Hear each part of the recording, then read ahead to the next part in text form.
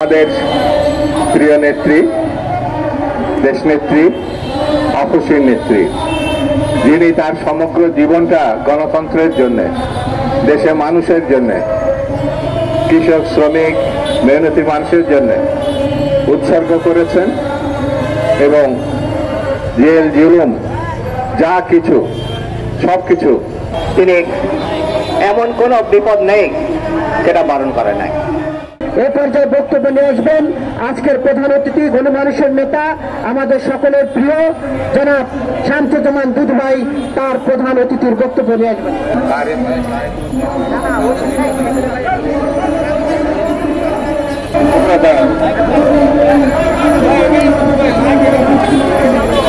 এখানে দাঁড়ানোরও জায়গা নাই, আমি সরে যাচ্ছি দাঁড়ানোর জন্য, আপনাদের জন্য না।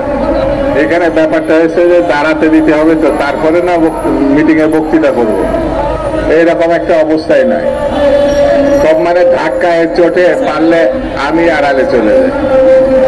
প্রিয় বন্ধুরা, সর্বদলীয় সভাপতি, জাতীয় নেতৃবৃন্দ, আসসালামু আলাইকুম। বন্ধুরা, আজকে আমি ধন্যবাদ জানাই দেশ বাঁচাও মানুষ বাঁচাও আন্দোলনের সংগঠকদের। গতকাল আমাদের প্রিয় নেত্রী, দেশনেত্রী, অপসীর নেত্রী, যিনি তার সমগ্র জীবনটা গণতন্ত্রের জন্য, দেশে মানুষের জন্য, কৃষক, শ্রমিক, মেহনতি মানুষের জন্য উৎসর্গ করেছেন এবং জেল জুলুম যা কিছু সবকিছু তিনি রক্ষা করেছেন। তিনি এমন কোন বিপদ নেই সেটা বারণ করে নাই। সদ্য বিবাহিত গৃহবধূ যখন তিনি পাকিস্তান আমলে, সেই জিয়া রহমান যখন স্বাধীনতার ঘোষণা করেছিলেন, তখন তাকে কারাগারে, পাকিস্তানের কারাগারে রাখা হয়েছে, ক্যান্টনমেন্টের মধ্যে রাখা হয়েছে। বাংলাদেশ স্বাধীন হওয়ার পরে তাকে মুক্তি দেওয়া হয়েছে। তিনি সুদীর্ঘকাল গণতন্ত্রের জন্য লড়াই করেছেন। তিনি তার স্বামী হারিয়েছেন, ঘরে বসে থাকেননি। তিনি রাস্তায় নেমে এসে বাংলাদেশ জাতীয়তাবাদী দলকে দীর্ঘ 9টি বছর লড়াই করেছেন। জিয়া হত্যার প্রধান ব্যক্তি হুসেন মোহাম্মদ এরশাদের বিরুদ্ধে, হুসেন মোহাম্মদ এরশাদের সামরিক স্বৈরাচারকে তিনি পদত্যাগে বাধ্য করেছিলেন 90-এর ছাত্র গণঅভ্যুত্থানের মধ্য দিয়ে। তৎকালীন ছাত্র গণঅভ্যুত্থানে যারা সিপাহ সালার ছিলেন, তারা দেশনেত্রী বেগম খালেদা জিয়াকেই নেত্রী মেনেছিলেন, শেখ হাসিনাকে না। শেখ হাসিনা আপোষ করতে চেয়েছিলেন। এখানে হাবিবুর রহমান হাবিব তখন বাংলাদেশ ছাত্রলীগের প্রেসিডেন্ট ছিল, সেই কথা সে এখানে বলেছে। সেই ঘৃণায় হাবিব পরে বিএনপিতে দেশনেত্রী বেগম খালেদা জিয়ার সঙ্গে জয়েন করেছিলেন, এখনো বিএনপি করেন। বন্ধুরা, সেই নেত্রী গতকাল বাংলাদেশে ফিরে এসেছেন। বাংলাদেশে শুধু ফিরে এসেছেন এইটুকু বললে সবকিছু বোঝানো যাবে না। বাংলাদেশটা, ঢাকা শহরটা সেদিন তাকে বরণ করার জন্য ক্যান্টনমেন্ট এয়ারপোর্ট থেকে তার বাড়ি পর্যন্ত যেভাবে জনস্রোত তৈরি হয়েছিল, এই জনস্রোত হচ্ছে গণতন্ত্রের মাতাকে বরণ করা, গণতন্ত্রকে বরণ করা, স্বাধীনতাকে বরণ করা।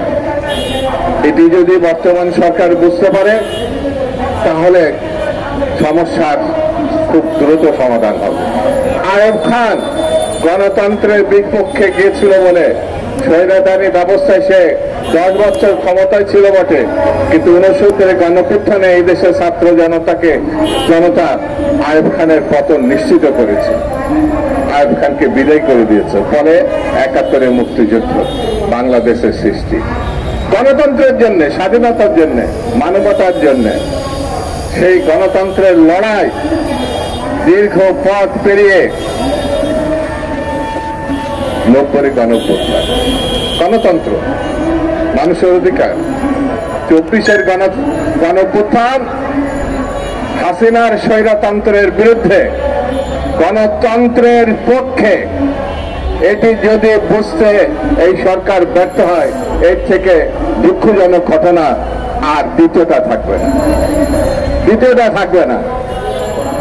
দীর্ঘ 15 বছরের যে লড়াই বেগম খালেদা জিয়ার নেতৃত্বে, এই দেশের বিরোধী রাজনৈতিক দলের নেতৃত্বে, ছাত্র দলের সহ প্রায় 4,000 প্রায় 5,000 নেতা কর্মী বিরোধী দলের বিএনপি এবং ছাত্র দল সহ অন্যান্য সংগঠনের, তারা আত্মহত্যা দিয়েছে, তারা গুম হয়েছে, নিখোঁজ হয়েছে। এটা যদি বর্তমান সরকার না বুঝতে পারেন তাহলে গণতন্ত্রের প্রতি তারা শ্রদ্ধাশীল, গণ আন্দোলনের প্রতি শ্রদ্ধাশীল, গণ অভ্যুত্থানের প্রতি শ্রদ্ধাশীল এটি বলা যাবে না। সেই জন্য আমি বক্তৃতা সংক্ষেপে বলি, আইয়ুব খানের দিকে তাকান, পালাইছে গণতন্ত্র না মানার কারণে। শেখ মুজিব একদল করার কারণে তার ভয়ঙ্কর বিপজ্জনক যুগান্তক ঘটনা ঘটেছে গণতন্ত্র না মানার জন্য। শেখ হাসিনা ক্ষমতায় ছিলেন, বাংলাদেশটা তছনছ করে ফেলেছে শুধু ক্ষমতার পূজারী, গণতন্ত্র মানেননি, তাকে পালাতে হয়েছে। আমি সরকারকে বলবো গণতন্ত্র মেনে নিন, নির্বাচন মেনে নিন, রোডম্যাপ ঘোষণা করুন, বাংলাদেশের মানুষের অধিকার ফিরিয়ে দিন, তারা যেন একটা ভোট তার পছন্দের প্রার্থীকে দিতে পারে। এটি মেনে নিন, দেখবেন রাতারাতি সকল সমস্যার সমাধান হয়ে আসবে। আজ এটা যদি মানতে না পারেন তাহলে বুসকাবাসকে বেঁধে রাখা ভালো। এই কারণে গণতন্ত্রের কোনো বিকল্প নাই। গণতন্ত্র ভোটাধিকার না আসলে পরিণতি অতীতের মতো হতে পারে। এই কথা আপনাদের বলতে আমাদের খারাপ লাগে, কারণ আপনাদেরকে ক্ষমতায় আমরা বসিয়েছি, বিএনপি বসিয়েছে, ছাত্র জনতা বসিয়েছে। এই কথা আমাদের বাধ্য হয়ে বলতে হয়। এই বিষয়টি আপনারা মাথায় নেবেন। আবার আপনাদের ধন্যবাদ, সাংবাদিক বন্ধুদের ধন্যবাদ, আজকের উদ্যোক্তাদের ধন্যবাদ জানিয়ে আমি আমার বক্তব্য শেষ করছি। খুদা হাফেজ। বাংলাদেশ জিন্দাবাদ।